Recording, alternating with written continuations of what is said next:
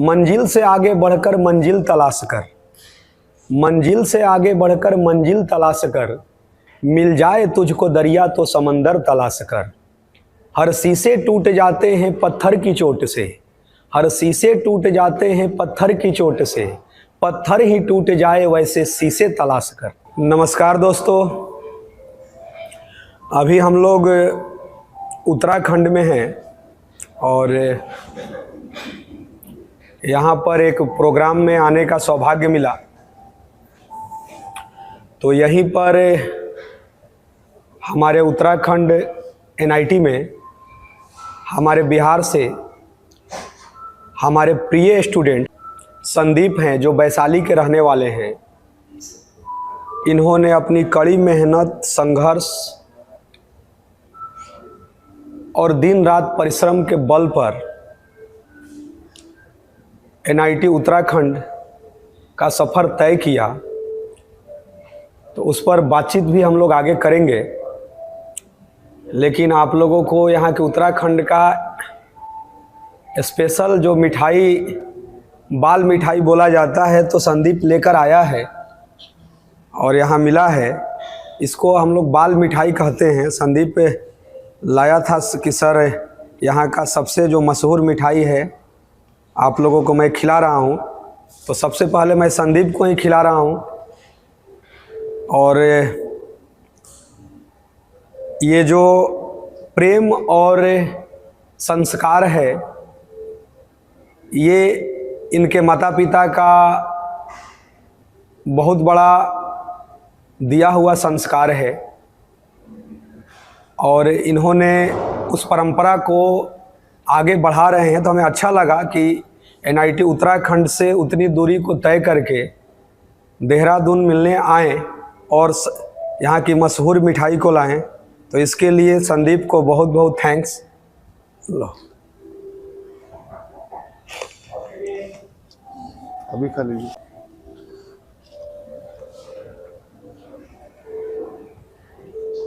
प्रिय दोस्तों, संदीप से हम लोग कुछ बातें भी करेंगे कि अपने जूनियर्स के लिए जो इस वीडियो के माध्यम से देखेंगे, उनको एक संदेश जो अपने लाइफ में वो बेहतर करे। ये उस दौर का ये रिजल्ट है जब कोरोना पेंडेमिक के दौर में बहुत सारी समस्याएं लोगों को थे, उसमें एजुकेशन भी बहुत बड़ी समस्या था। तो मोबाइल पर ही उस समय मेरे लिए भी, ऐसे तो ऑफलाइन में मैं नाइट क्लासेस लेता था, लेकिन ऑनलाइन में मोबाइल पर रात रात भर क्लास लेना, और इन बच्चों ने मुझे भी एहसास नहीं होने दिया कि ये लोग अपने रूम से, घर से थे, हम अपने घर से थे। अच्छा भी लगा, इन लोगों ने दिन रात परिश्रम भी किया, क्योंकि मैं हमेशा जब बच्चे सफल होते हैं तो उसके रिजल्ट का सारा श्रेय उन बच्चों के कड़ी मेहनत, सेल्फ स्टडी को देता हूं। क्योंकि एक टीचर को, ऐसे तो मैं अपने को टीचर नहीं कहता हूं, एक स्टूडेंट ही बोलता हूं, क्योंकि पूरे जीवन सीखना है, लेकिन वीडियो के माध्यम से मैं बातें रखता हूं कि एक टीचर का दायित्व ही है उसको, उसके सिलेबस को ख़त्म करना, दिन रात पढ़ाना। लेकिन रिजल्ट आते हैं जब बच्चे सेल्फ स्टडी करते हैं, उस बातों को समझते हैं, दिन रात प्रैक्टिस करते हैं, तभी रिजल्ट आते हैं। तो संदीप, आप पहले तो ये बताइए कि वैशाली से, जिस ग्रामीण परिवेश से, इनके पिताजी किसान हैं, और जिस ग्रामीण परिवेश से आप निकलकर अभी आप 3rd ईयर में हैं। हाँ सर। अभी ये 3rd ईयर में हैं, तो अभी तक का आपका मैंने लाइफ स्टाइल भी देखा। इनका बहुत पुराना वीडियो भी यूट्यूब पर मेरे पड़ा होगा, उसका, इनका जो भी इनके सामने देख रहे हैं, इनके पहनावे और आगे का बोलचाल भी देखिएगा। तो कॉलेज में आने के बाद लाइफ स्टाइल चेंज होते ही हैं जो ग्रामीण परिवेश के बच्चे हैं। तो मुझे बहुत खुशी हुआ इनको देखकर, और आगे तो ये कॉलेज से निकलने के बाद बहुत आगे, ये हर किसी को चाहिए कि धन, पैसा चाहिए, नाम चाहिए, शोहरत चाहिए, ईश्वर इनको सब देंगे। तो आप अपने गांव से एनआईटी उत्तराखंड में जो 3 साल का अभी तक समय बीता, उसके बारे में कुछ बताइए। अभी गांव से निकल के नए जगह पे NIT उत्तराखंड में आए हैं, तो निश्चित है कि कुछ ना कुछ नया सीखने को मिला, कुछ ना कुछ अच्छा सीखने को मिला। कॉलेज बढ़िया है और मेरे हिसाब से हर बच्चे को एक बार कॉलेज जाना चाहिए ताकि उसका सोशल डेवलपमेंट हो सके, लोगों से उसका कनेक्शन बन सके, नई चीज़ें सीख सके। तो कॉलेज जाना ज़रूरी है, पर अच्छा कॉलेज जाना भी ज़रूरी है। आप अच्छे कॉलेज में जाओगे तो अच्छे लोगों से मिलोगे, उनके तौर तरीक़ों से वाकिफ़ होगे और आपके अंदर बदलाव होगा। नए चीज़ें देखोगे तभी तो जान पाओगे कि हाँ, दुनिया में और कितनी चीज़ें करने के लिए है। नहीं, अगर आप छोटे परिवेश में रह जाओगे तो आपको लगेगा कि यही दुनिया है, इतना ही करना है, आप बड़ी चीज़ें देख ही नहीं पाओगे। तो आप कोशिश करो अपने परिवेश से निकलकर बाहर एक्सप्लोर करने का, नए कनेक्शन बनाने का, तो उसमें आपको नई चीज़ें पता चलेगी और आपके सपने बड़े होंगे और आपको एक रोडवे भी मिलेगा कि कैसे उन सपनों तक पहुंचना है। ये बताइए हमें कि पूरे वर्ल्ड ही कोरोना से निकल चुका है, लेकिन जब आप लोगों का स्टडी रहा तो हमारा आपका रिलेशन कैसा रहा, और एक शिक्षक और स्टूडेंट्स का रिलेशन कैसा होना चाहिए, जो कि आज प्रोफेशनल जो दौर होते जा रहे हैं।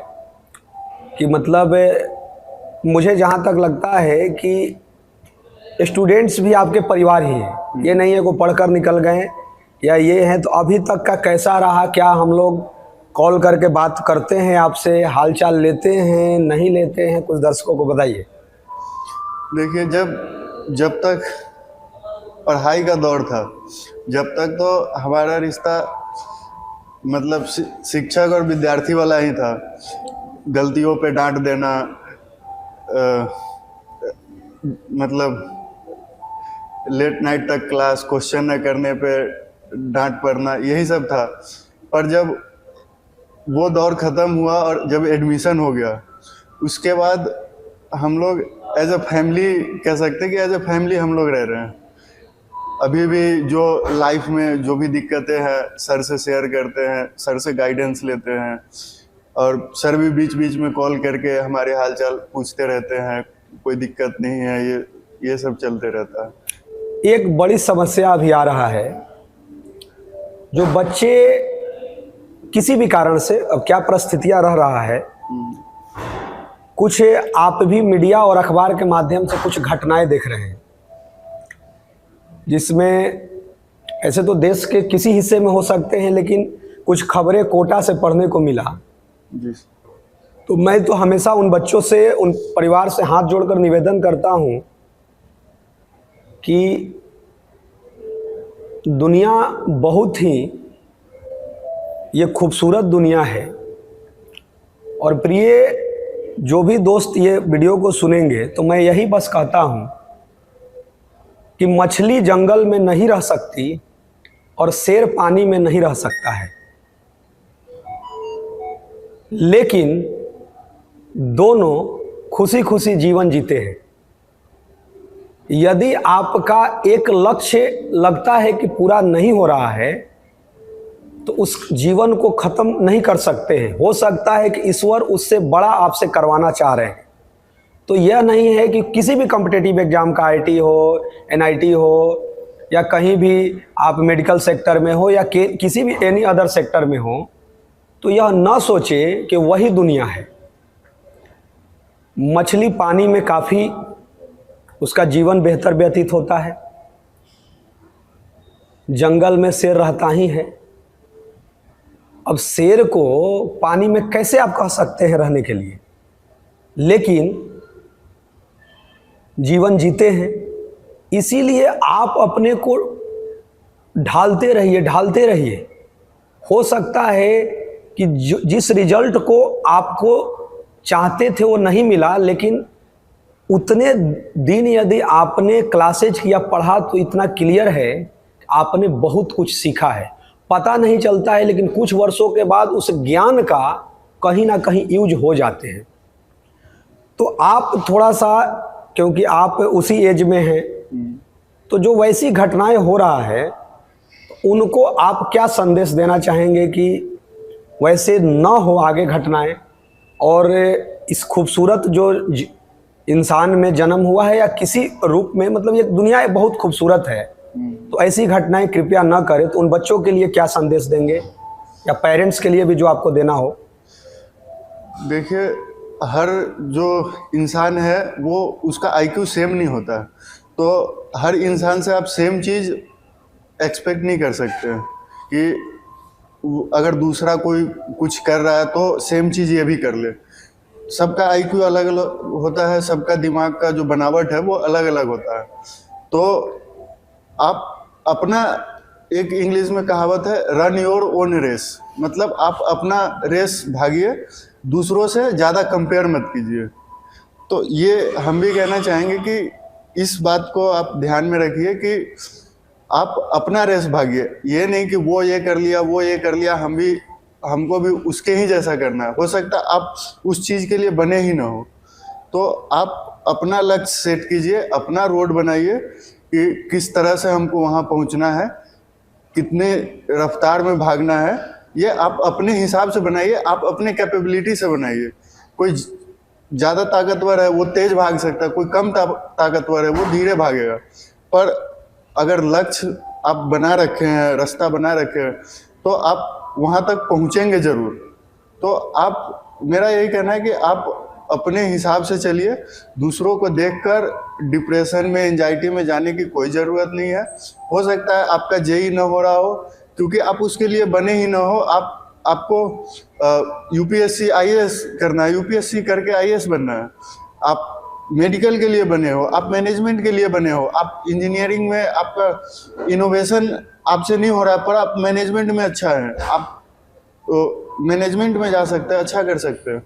तो आप अपने क्वालिटीज़ को देखिए, आप अपने एबिलिटीज़ को देखिए, उसके बाद आप अपना रोड मैप बनाइए और आप उस पर चलिए। ये नहीं कि किसी और को देख लिए और डिप्रेशन में आ गए, वो ये कर रहा है हमसे ये नहीं हो रहा तो क्या करें, ये नहीं, आप अपना बनाइए, आप उसको फॉलो कीजिए। तो मतलब इसके बाद डेफिनेट है कि आप लाइफ में कुछ बेटर करेंगे। और आपका जो लाइफ है ये सिर्फ आपका ही नहीं है, आपसे जुड़े हुए आसपास से सभी लोगों का ये कंट्रीब्यूशन है। तो आप जो डिसीजन लेते हो तो एक बार ये भी सोच लीजिए कि आपके आसपास के लोगों पे क्या असर पड़ेगा। जो कहने के लिए जो ये जो सुसाइड्स वगैरह है, ये कहने को तो वो खुद करता है, पर उसके आसपास के लोग कितना सफ़र करते हैं, एक बार इसके बारे में भी सोच लीजिए, तभी आप डिसीजन लें। बहुत सुंदर। देखिए, संदीप ने एक बहुत अच्छा मैसेज दिया कि घटनाएं तो आप करते हैं, लेकिन आपके साथ आपकी माता पिता बहन दोस्तों पर क्या बीतता है, बहुत सारे लोगों पर, खासकर आपके फैमिली पर। और सबसे बड़ी बात है कि हो सकता है कि उसके बाद आप कुछ जिसमें आप सफल नहीं हुए, फिर आगे इसने बहुत सारे एग्जाम्पल्स भी दिए, हो सकता है कि उससे कहीं आगे सफल हो जाए। कई लोग हैं भी, कई ऐसे एग्जाम्पल हैं कि फिर आगे स्टडी करते गए और बहुत टॉप तक वो पहुँच गए। तो ऐसा आप बिल्कुल ना करें। तो इनको भविष्य की बहुत सारी शुभकामनाएं। और जब भी हमारे प्रिय स्टूडेंट्स मिलते हैं तो यह प्रयास रहता है कि इन्होंने जो अपने जर्नी को, जो लाइफ को देखे हैं, जो कर रहे हैं, जो आगे बढ़ रहे हैं, तो कुछ संदेश भी दें, वो रियल संदेश हो कि इनके साथ इन्होंने क्या अनुभव पाया और अभी तक एक गांव से निकलकर यहाँ तक पहुँचे। और जब इनका फाइनल कॉलेज से हो जाएगा और जब ये अच्छी सैलरी पाएंगे और उसके बाद यह दिन दूना रात चौगुना यह तरक्की करते जाएंगे, क्योंकि हमारा बच्चों के साथ बहुत फैमिलियर रिलेशन रहता है। तो ऐसा नहीं है कि संदीप आज भी, पहले भी जब रिजल्ट आया था तो वीडियो है, आज भी है, फिर ये मतलब फैमिलियर रहता है। मेरे घर ये आते हैं, प्रयास रहता है कि इनके घर कोई कार्यक्रम हो तो ये लोग बुलाते हैं, हम लोग जाते हैं, मतलब एक फैमिलियर रहता है। तो बस यही इस इंटरव्यू का उद्देश्य था कि ये कुछ बातों को रखे। हो सकता है बातें सुनकर कुछ बच्चे मोटिवेट भी होते हैं अच्छे करते हैं और बहुत ही बेहतर जीवन है। बस संदीप और अन्य बच्चों के लिए भी, चाहे अन्य लोगों के लिए भी मैं अंत में 4 पंक्ति बोलूँगा, 4 लाइन है।